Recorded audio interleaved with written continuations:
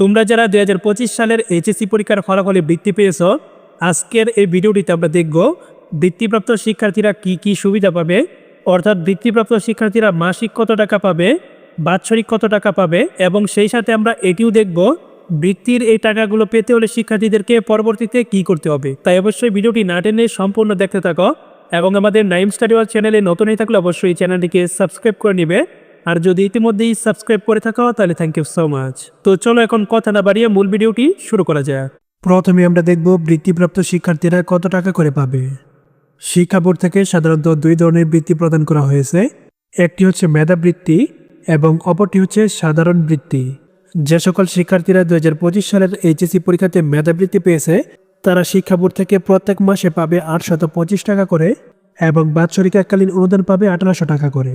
এবং যে সকল শিক্ষার্থীরা 2025 সালের এইচএসসি পরীক্ষাতে সাধারণ বৃত্তি পেয়েছে তারা পাবে প্রত্যেক মাসে 375 টাকা করে এবং সাধারণ বৃত্তিপ্রাপ্ত শিক্ষার্থীরা বাৎসরিক এককালীন অনুদান হিসেবে পাবে 750 টাকা করে। এখন আসি এই বৃত্তির টাকাগুলো শিক্ষার্থীরা কতদিন যাবৎ পাবে।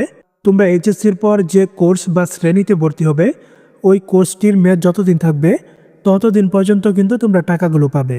যদি তোমরা এইচএসসির পর মেডিকেল কোর্সে ভর্তি হও তাহলে সেই ক্ষেত্রে তোমাদের বৃত্তির মেয়াদ হবে 5 বছর। যদি তোমরা কারিগরি ও কৃষি কোর্সে ভর্তি হও তাহলে তোমাদের বৃত্তির মেয়াদ হবে 4 বছর। যদি তোমরা আইন ও বিবিএ সমান কোর্সে ভর্তি হও তাহলে তোমাদের বৃত্তির মেয়াদ হবে 4 বছর। যদি তোমরা ডিগ্রি সমান কোর্সে ভর্তি হও তাহলে তোমাদের বৃত্তির মেয়াদ হবে 4 বছর। আর যদি তোমরা ডিগ্রি পাস কোর্সে ভর্তি হও তাহলে তোমাদের বৃত্তির মেয়াদ হবে 3 বছর। এখন আসি এই বৃত্তির টাকা পেতে হলে তোমাদেরকে কি করতে হবে। এখন আপাতত তোমাদেরকে দুইটি কাজ করতে হবে। প্রথম নম্বর হচ্ছে তোমাদের বৃত্তির গ্যাজেট, অর্থাৎ তোমাদের ফলাফলটির একটি কপি প্রিন্ট করে রাখবে। এবং দ্বিতীয় কাজ হচ্ছে তোমার কলেজ থেকে একটি প্রত্যয়নপত্র আনতে হবে। আর এটির জন্য তোমরা তোমাদের কলেজে গিয়ে বললেই হবে যে আমি এইচএসসিতে বৃত্তি পেয়েছি, এখন আমার একটি প্রত্যয়নপত্র লাগবে। তাহলে কিন্তু তোমাকে কলেজ থেকে একটি প্রত্যয়নপত্র দিয়ে দিবে।